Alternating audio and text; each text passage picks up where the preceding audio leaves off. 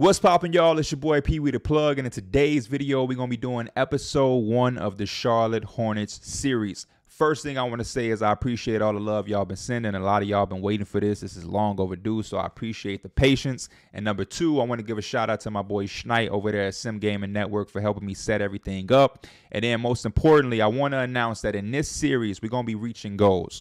And what I mean by that is every episode, I'm going to give y'all a goal to hit in order for y'all to unlock the next episode. So in today's video, the first episode, I want y'all to give me 5,000 views and 1,000 likes in the first 24 hours. If y'all reach that goal, y'all will unlock episode 2 in the series. So sit back, relax, enjoy this introduction episode. As always, I appreciate y'all and y'all love. Let's get it. So as always for me in the first episode, what I like to do is basically lay out the groundwork of what we're trying to do, the vision, the blueprint, talk about some players, talk about the identity we want to grow over this next off season and everything that we're thinking as far as players, who we like, who we don't like, what we want to do and things like that. So the first thing we got to do is go to the roster.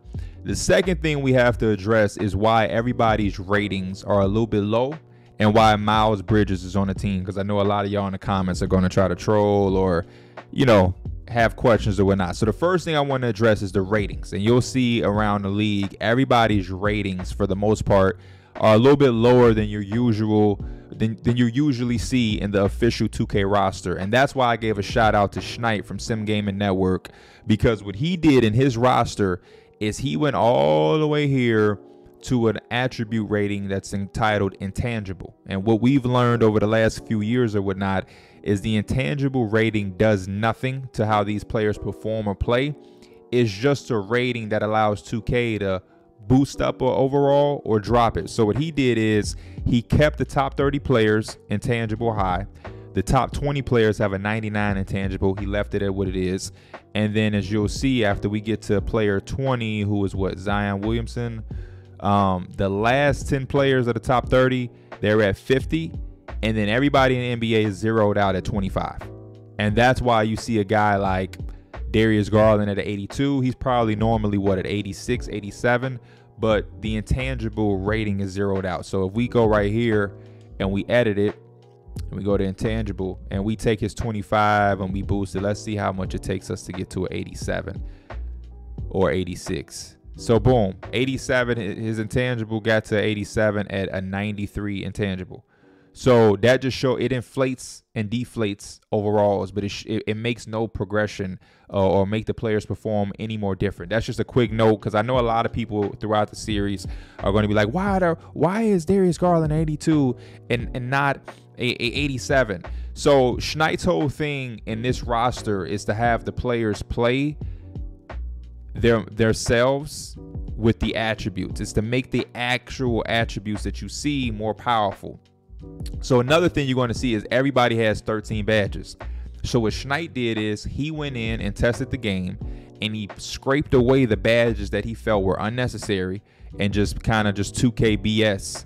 And then he kept the 13 most important and powerful badges that are needed. And now everybody in the league has generic, regular 13 badges. The only difference is obviously the better the player you are, the higher the level of the badge. So everybody may have the same 13 badges, but they don't have the same tier. So obviously LeBron James, the best player in the league by overall, he has Hall of Fame badges out of the world. You know what I mean? He has everything is basically up, you know, past the bronze tier, versus somebody that's on my Hornets team who is what, Nick Richards. Nick Richards has the 13 badges, but they all are bronze. So this just basically allows the players to have more control based off their attributes. And then it makes them need to have a higher tier badge. So, you know, some people like it, some people won't. I personally am trying to play in any type of way that gives me realistic gameplay. And that's the same thing Schneid is looking for. And Schneid also went into the tendencies and really rehauled that, plus his sliders. And you'll see when I eventually do gameplay in this series, the CPU plays a lot more unpredictable. And it's the best gameplay that I've experienced. And I'm a guy that has used attention to detail rosters. I've done series and rebuilds for the last, I don't know how many years, 2K standard rosters, guys going in and making changes. And by far, from just a gameplay aspect, this roster and this file and this strategy, along with the sliders that Schneid created, allows the CPU to be a lot more unpredictable. And I must say, for me personally, I feel like I'm playing against an actual human versus an actual CPU, bot, as far as the type of passes they make, the type of plays, the isolation, dribbles, and the moves they make. You'll unlock a lot of moves and animations that you're not accustomed to seeing against the CPU. So that's that. So just so we can get that squared away, and everybody in the comments are asking why are the overall so low? That is why. That's your reason. Now, as far as Miles Bridges, there was a report that Miles Bridges is going to return to the Hornets in March. So we have him out for 4 to 6 weeks, which is a month, and he'll be back with the Hornets just like in real life. I don't, in any other league I've had or any other thing I've done, we zeroed out Miles Bridges and made him a 40 and kept him in free agency. But now with that report, he's on the Hornets. They're who I control, and that's just that. You know what I mean? So we got that out of the way.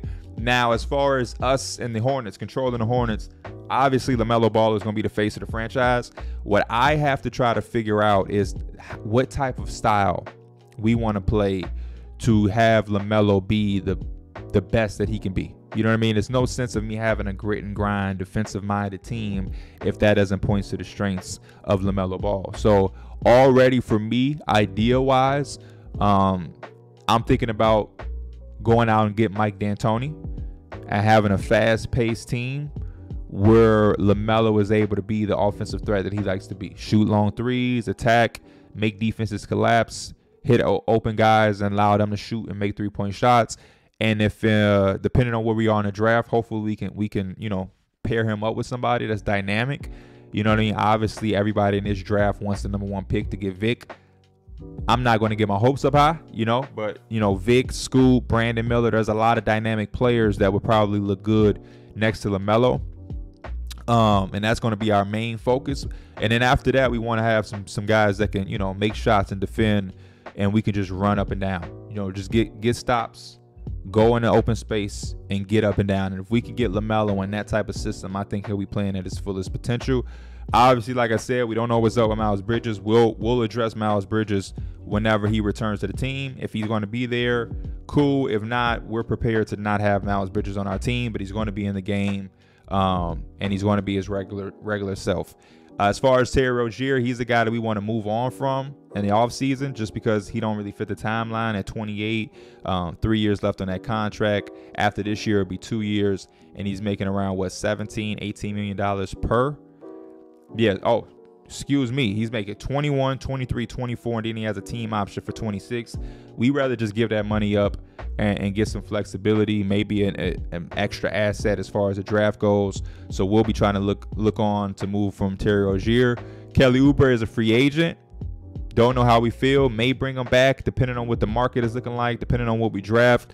I will say I definitely want some type of veteran presence on our team. I don't want to just have a young Houston Rockets team. I'm looking to try to compete in some capacity next year after this offseason. So in the perfect world, we'll get a solid enough draft pick to get back somebody that can impact winning in their very first year next to LaMelo. And then we can go into the offseason and try to get somebody who's not a superstar, but somebody who's going to be able to be an effective winning player, somebody dynamic that can maybe have LaMelo play different ways. We got some guys that we're eyeing. I'll show you guys our target list. But yeah, Kelly Oubre, we'll see when we get there type of situation. Gordon Hayward, we definitely want to move on. 2 years left, $61 million. After this year, he'll be on the last year of his deal, making $31.5 million. So hopefully we're able to move that to somebody. Maybe the Pacers still want to, I don't know, but we definitely want to move on off of Gordon Hayward. I like PJ Washington, and I don't want to let him walk. And seeing that he's only 24 and basically a stretch combo forward small ball center, I think he can work well with LaMelo, so we may bring him back depending on what his asking price is going to be. Nick Richards, I like. I think we're going to keep him, and Mark Williams are the two type of centers that we're going to be looking for. Dirty work centers who don't mind crashing the glass and protecting the rim and just getting lobs.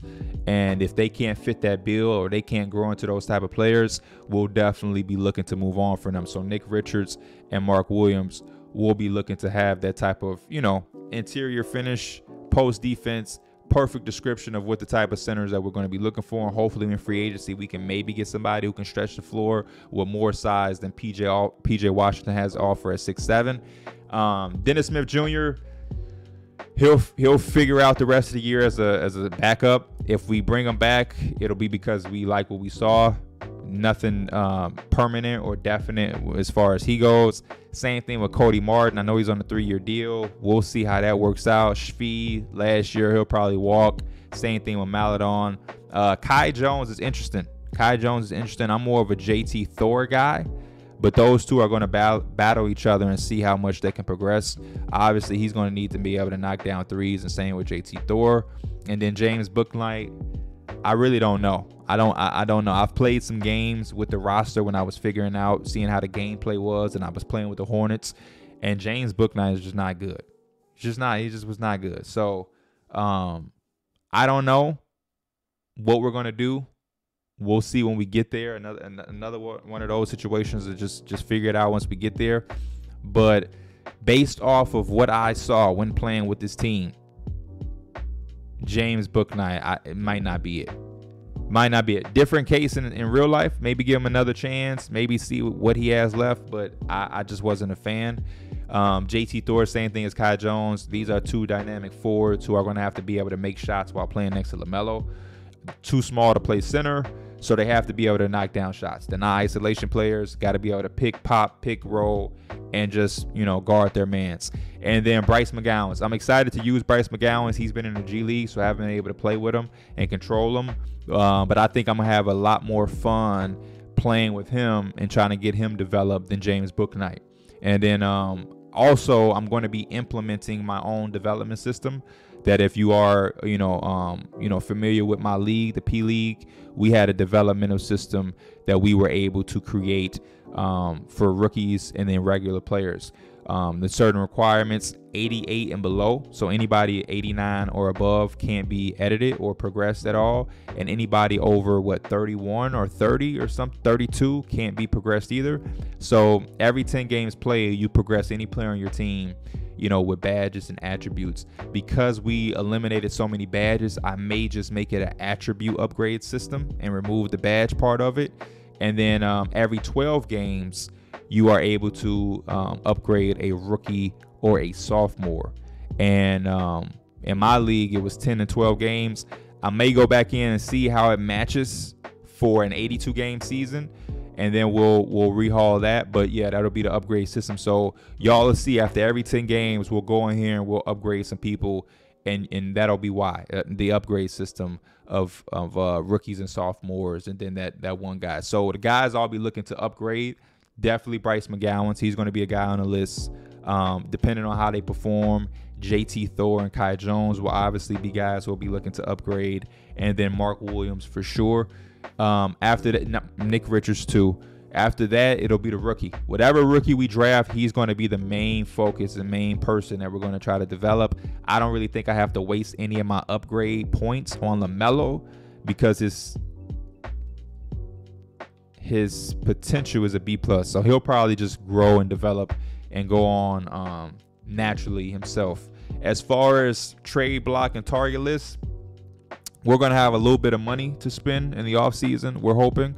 So we're going to be going out and trying to find guys who can guard and defend on the wing. Dylan Brooks is a guy who can do that, guard and, shoot the basketball. So I think that's a nice fit next to LaMelo. A lot of this also depends on who we land and who we draft, which we have no idea what we're drafting at. We know we should be a lottery team. Nothing lower than 7. I'm not getting my hopes up to get number 1. Obviously, if we get number 1, there's no conversation about who we getting. But I'm just hoping that the pick is no lower than 7. If we can get a pick in the top 7, I'll be a happy camper. I'm really hoping for top 5, but I'm gonna just top 7 because I don't know how we're going to play in the second half of the season. So yeah, Dillon Brooks last year of his deal with Memphis. So he'll hit the free agency market, and we know Memphis is loaded. We know Memphis has a lot of talent. They're going to be looking to make a big move, and we hope that we can sneak in there and offer him something nice and kind of try to pry him away and pull him away from the Grizzlies. We also got Terrence Davis out there. Terrence Davis is interesting. He's a 6'4" guard.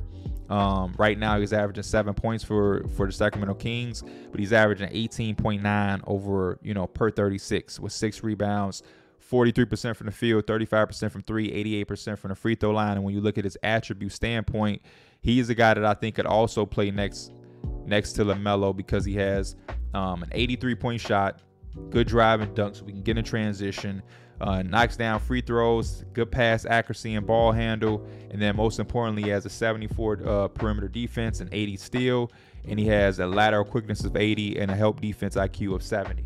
So he's just a guy who can knock down shots, run in transition and get dunks, stay in front of his man, and he has a good enough help defense IQ where he can be a good team defender. And those are the type of things that we're going to be looking for from wing players to put next to LaMelo. The more dynamic of an offensive player a player can be, the better. But at a base level, we want guys who can knock down shots, guard the perimeter, and be good team defenders. And I think Dillon Brooks should have a good help IQ as well. So he has 87 help defense IQ, 87 lateral quickness. Steal isn't as high as Terrence Davis, but perimeter defense is 87. Same thing with Harrison Barnes. Harrison Barnes is the type of vet that we'll be looking to try to pry away from the Kings as well. Solid mid-range and three-point shot and free throw, drive and dunk, drive and layup is good. And then when it comes to perimeter defense, 75, lateral quickness 75, help defense 65.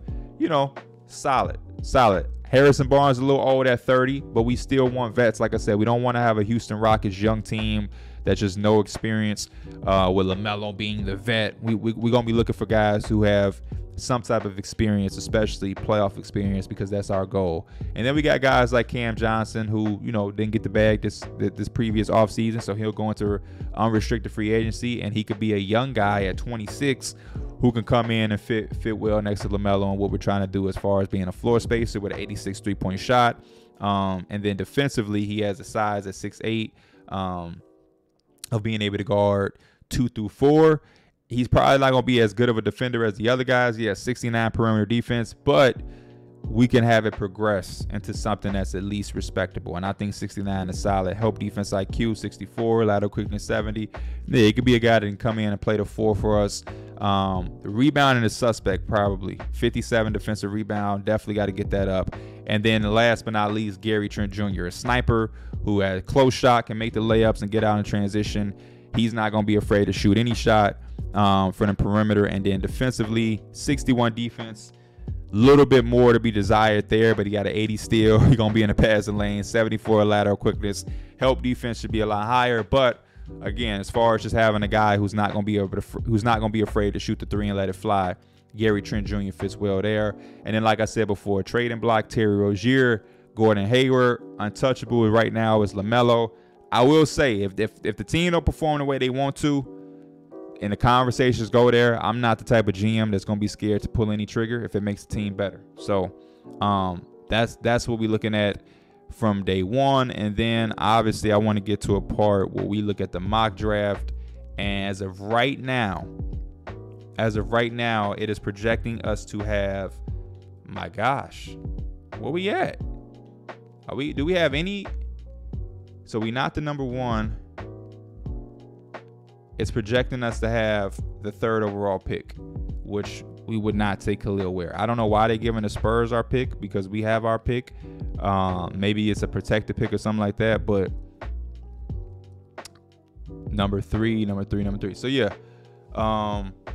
And obviously when it comes to prospect scout, matter of fact, yeah, let me load my draft class, y'all. I forgot it's a new file I downloaded, Real 23. Let me add my draft class. So boom. Yeah, if we get the 3rd overall pick, I won't lie, it will definitely be Brandon Miller. I just think Brandon Miller at 6'9", wing, when we see how good he shot in the basketball as an offensive player, it's hard to pass up on a guy like that. as far as putting somebody next to LaMelo. I think he would be the perfect guy to have if you fall out of the top 2. The most trickiest situation we can be in is getting the 2nd overall pick. Obviously, if we get 1, we get Vic. That's obvious. But number 2, you have to like and respect Scoot Henderson.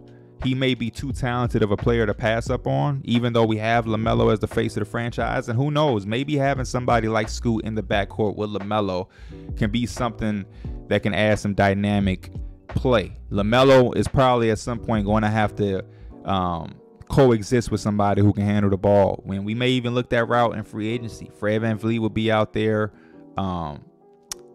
D'Angelo Russell. They may be too expensive, but I'm not ruling out adding somebody who can take some pressure off of LaMelo as a ball handler, because we haven't seen that yet from him in Charlotte. Miles Bridges, Kelly Oubre, Gordon Hayward, all of those guys are kind of off-ball players. I mean, Terry Rozier and him do coexist well, so that probably gives you some confidence for Scoot Henderson. But I think overall with Brandon Miller, his size, his shooting ability, and him being so deadly from the 3, playing off of LaMelo, that's a match made in heaven outside of Vic. You also have Cam Whitmore, who's an explosive wing and who can guard. You got, Jarris Walker. We're going to need some type of defensive presence. So we're going to have a lot of options to have. It's all about what we're picking at. That's the main thing. And then last thing that I'll address before we close out of our introduction episode and get to the nitty gritty, coaching. I told y'all before, I want Mike D'Antoni to be our coach. But right now, for whatever reason, if you go into the coaching column, the only guy out there that's a real coach is named McMillan. And that's because I fired him from the Hawks, just like real life. But there's no Quinn Snyder. There's no Mike D'Antoni. And I didn't see him on anybody else's staff. So I'm hoping that maybe come off season time we can see Mike D'Antoni. Let me make sure he's not on the Pelicans, because in real life I thought Mike D'Antoni did work with the Pelicans. And yeah, I don't see Mike D'Antoni nowhere on the Pelicans team. So we'll see. I'm hoping and praying that in the off season, when all of the coaches are getting fired, or you can hire all of these guys, hopefully he'll pop up there.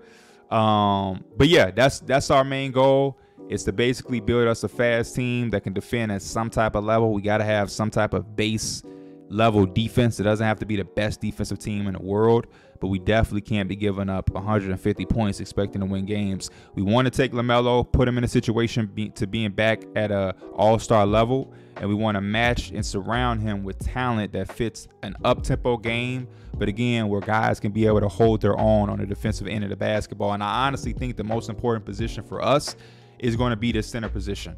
Nick Richards or Mark Williams, one of them, is going to have to step up defensively for us to have any type of respectable defense. And right now, Nick Richards has a 73 interior defense. Mark Williams has a 70, and then the block is 78 to 72. Offensive rebounding, crazy for Nick Richards at 89. And then defensive rebounding, these two dudes got to step it up. 70 and 77 won't cut it, especially when we got this type of rebounder from the 4 position. So for our guys, we're going to have to rebound the hell out of the ball, and we need centers to at least have an 80 defensive rebound. Mark Williams with a 70, especially if he's not getting any offensive rebounds, is disappointing. 72 block is disappointing. So that center position, we might have to bring a veteran in and try to have him mentor these guys. But I think this is going to be the most important position of our team going forward, unless we get the #1 overall pick. As always, I appreciate y'all. Again, just the introductory episode. Y'all know how we get down. 5,000 views and 1,000 likes in the first 24 hours, and I will make sure y'all get episode 2. Episode 2, we're going to sim the second half of the season and get right into the off season. We don't want to waste no time. I will see y'all then. As always, I am Pee Wee the Plug. Much love. Let's get it. Peace.